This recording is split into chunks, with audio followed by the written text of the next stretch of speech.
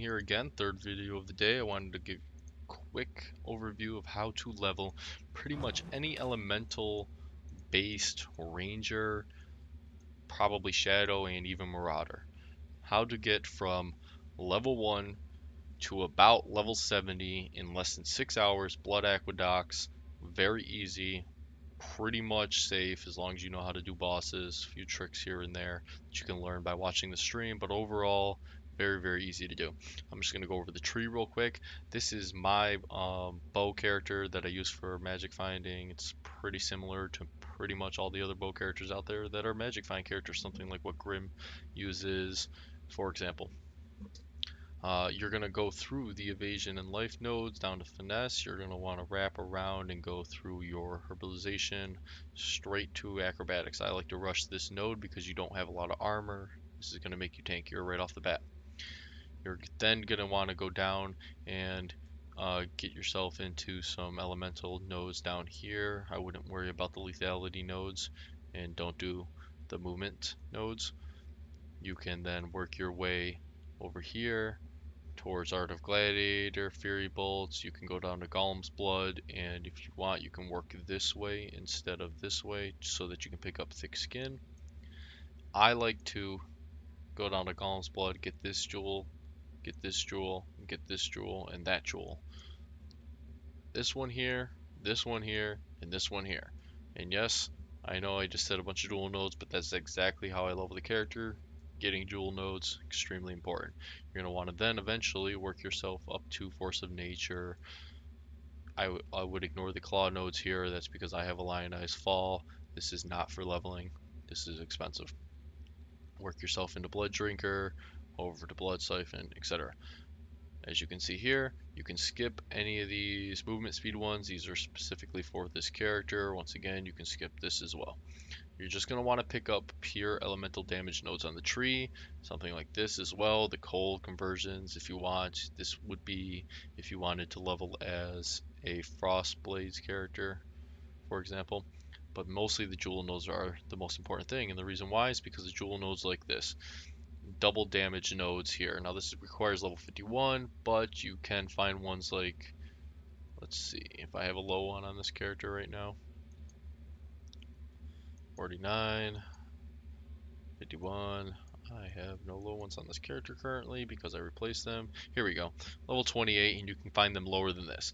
Basically, all you want is lightning damage, which is the one that you want the most, with some health, or double lightning damage, or even double, elemental damage, but preferably lightning damage, and this is why you're going to want lightning damage. You're going to be using a Storm Cloud. And then you're going to want to switch into the Tempest. And the Tempest allows you to have 100% increased lightning damage on your, abilities. That makes this an extremely strong bow if you can stack a bunch of lightning damage.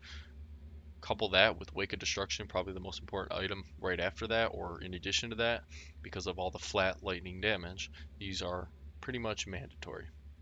Now what I like to do is I like to go bow. I think it's easier if you want to do Frostblades. You can do something like the Mirage here, or you dual wield that and go Frostblades and go into the nodes here that I showed you. Winter Spirit, that is one option as well.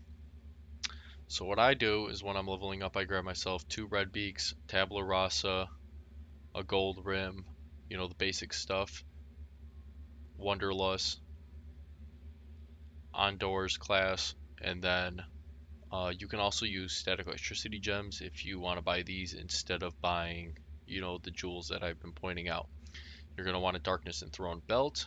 You're going to want to socket it with life and either resistances or preferably life and damage like I have here. And 2 of those, and that'll give you a ton of extra damage. For the rings and the amulets, you're going to want to go Elrond rings and Elrond amulets, or like a Corey's Kuru ward. Excuse me, having trouble this morning. And maybe like an Elrond ring, and then whatever other ring, dream fragments or whatever else, until you can get to the point where you can use Le Houpaval and then you're going to want to grab yourself 2 of these. You don't need to. This is just a transition into the final ring that you'll be using, which is a Thief's Torment. Extremely good ring. Will cost you a little extra. Totally worth it. For you can, like I said, you can do the red breeks if you're going to be going into Frostblades. If not, grab yourself a Silver Branch into Stormcloud, into Tempest. You're going to want to use a Drill Neck. Until you can use a Drill Neck, you can use whatever quiver you want, which I forget the name of it because I don't know. Here it is. Hyra's Bite, Shark Tooth Arrow Quiver, until you can use Drill Neck. This will allow you not to have to put Pierce nodes in or use Pierce Gem. So very underrated actually, and pretty cheap now because it's been nerfed, a long time ago. So Silver Branch, Stormcloud, Tempest, Drill Neck. For your links, you're going to want to use Tornado Shot, Greater Multi-Projectile, added Lightning before added Cold, then Elemental Damage with Attack, then added Cold, then Onslaught would be this last one. I have Pierced because I'm not using a Drill Neck anymore. You can switch it up. You don't have to use Onslaught. You can use something else if you want, but that's just for like maximum speed. And then for single target, all you do is get a Barrage Gem and switch it out for the Tornado Shot. You don't need to switch anything else out. The Greater Multi-Projectile is not a big deal. You will be doing so much damage. It's actually ridiculous. You will pretty much phase any boss with just a few barrages. It truly is kind of crazy how fast you kill stuff as long as you get all the flat elemental damage that you can get. You can switch your helmet from a gold rim into a skull head for the extra life later on. You can switch your boots out for something like this. You can switch your gloves out for something like this, level 35. You can switch into a 5-link chest piece, something like this. Take out the Onslaught. I prefer to do these things because it makes me a little bit tankier.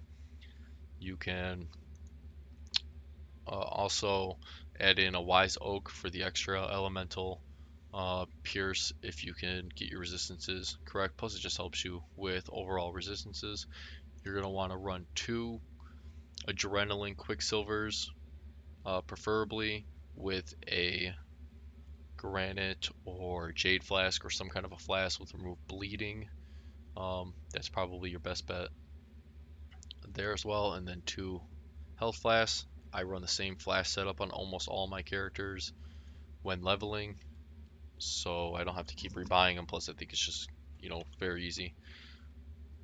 There's a lot of other options you can do as far as gear and stuff. Like I said, this is pretty much what I do. The Thief's Torrent with your Barrage and whatnot will make you very tanky because you're gaining 60 plus life and you're hitting so many targets that you don't have any issues whatsoever. You can also go collateral damage with Shrapnel Shot. You can also use Mirage Archer if you would like for leveling as well. Instead of like say an added cold or an Onslaught Gem, I prefer the way that I do it. If you want to do Shrapnel Shot, like I said, you can do this. One note I did forget, which is extremely important, is Point Blank. You're going to want to go down here and get this. So after you get Acrobatics, you're probably going to want to work your way straight to Point Blank. Depending on your tree, though, it will change, because you want to save yourself from using too many regret points. So that you don't have to use any of the currency itself. And I think that pretty much covers everything as far as the leveling process goes. You just kind of slowly upgrade any gear. You're going to want to keep the boots on permanently until you're done with it. Your ring slot, like I said, will be fine. Oh, the amulet slot is actually really important if you can get something along this lines that gives you some intelligence, some life, and some all resist, and then add some damage onto it or buy one of these with damage. Once again, the flat damage is what makes it so good. Now you won't have to worry about your amulets, your rings anymore. Your belt is pretty much set, your boots set, and your quiver and bow are set. Your helmet and your gloves are where you can fluctuate a little bit, but those are pretty set as well because you're going to be using Skullhead. So basically your gloves. This, like I said, should get you through the game very easily. You can pick up some resistance nodes if you need them here and there, but because I actually go up through here, this actually gives me quite a bit of resistances. And yeah, you really shouldn't need anything else more than that. Maybe a Thief's Craft for the extra intelligence while leveling. And any questions, you can check out my stream. I stream Monday through Friday, so during the morning West Coast. So come on and check it out if you have any questions or you want to see any of the leveling action, live. Thanks, YouTube.